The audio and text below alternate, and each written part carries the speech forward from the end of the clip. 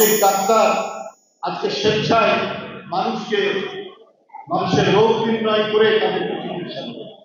এই অনুপ্রেরণা, এই যে স্বেচ্ছাসেবের ভিত্তিতে কাজ করার প্রেরণাও জিয়াউর রহমান দিয়েছে। তাই আমরা মনে করি আজকে তো প্রায় 1.5 বছর হয়ে গেল অন্তর্বর্তীকালীন সরকার ক্ষমতায় আছে,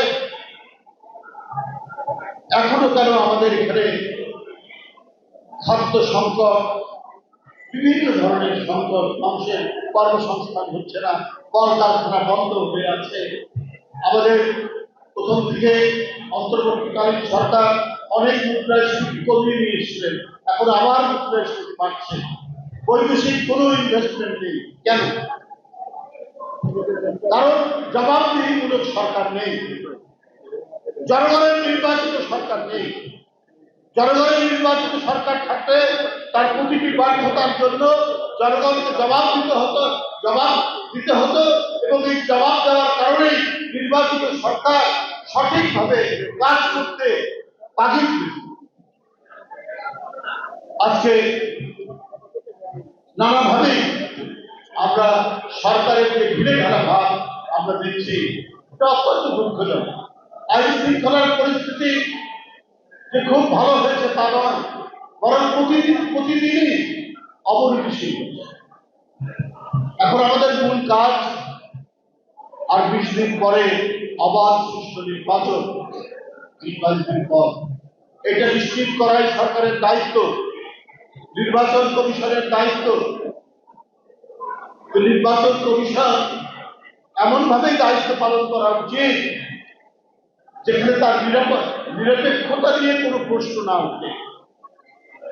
কিন্তু আজকে নানা কারণে, নানা বিষয়ে, নির্বাচন কমিশনের নানা আচরণে কিছু কিছু প্রশ্ন উঠছে। মানুষ 16-17 বছর ভোট কেন্দ্রে ভোট দিতে পারেনি, ভোট আগেই নিয়ে নিয়েছে মাফিয়া দলের কেউ কেউ।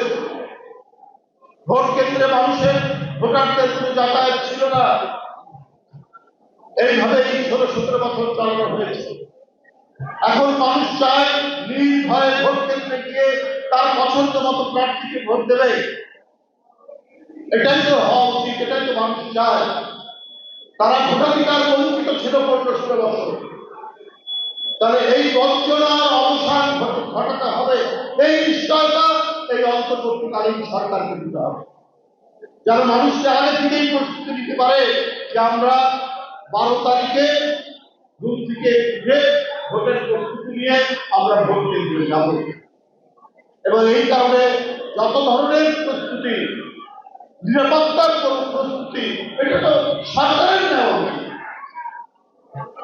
এটা না নিলে পরে একটা বড় ধরনের সমস্যা থাকবে এবং এটা আরো প্রধান দায়িত্ব এখন নির্বাচন কমিশন। কিছু নির্বাচন কমিশন সামগ্রিকভাবে সবকিছু সামাল দিতে পারছেন বলে আমার কাছে মনে হচ্ছে না। অত্যন্ত দৃঢ় হস্তে ন্যায়সঙ্গত ভাবে কাজ করতে হবে। নির্বাচন কমিশন যদি কোনো দিকে ঢেলে পড়ে, কোনো দিকে ঢলে পড়ে, তাহলে কিন্তু পুরনো যে মানুষের আশঙ্কা, সেই আশঙ্কায় আবার ডাকে। এদেশের জনগণ দেখতে চায় একটা অবাধ সুষ্ঠু নির্বাচন। এই জাতি গণতন্ত্রের জন্য রক্ত দিয়েছে, এই জাতি স্বাধীনতার জন্য রক্ত দিয়েছে, এই জাতি ভোটাধিকারের জন্য রক্ত দিয়েছে। কিন্তু বারবার স্বৈর শাসক, বারবার ফাঁসিবাদ তাদের সেই রক্তের উপর দাঁড়িয়ে তারা জনগণের ভোটাধিকার কেড়ে নিয়েছে, জনগণকে বন্দী করেছে। এই বন্দিত্বের শৃঙ্খল ভেঙে আবার জনগণকে স্বাধীন করতে হবে একটি অবাধ সুষ্ঠু নির্বাচনের মধ্যে। এটাই হওয়া উচিত আজকে এই সরকার এবং নির্বাচন কমিশনের আসল কর্তব্য। যাই হোক, আজকে শহীদ রাষ্ট্রপতি জিয়াউর রহমানের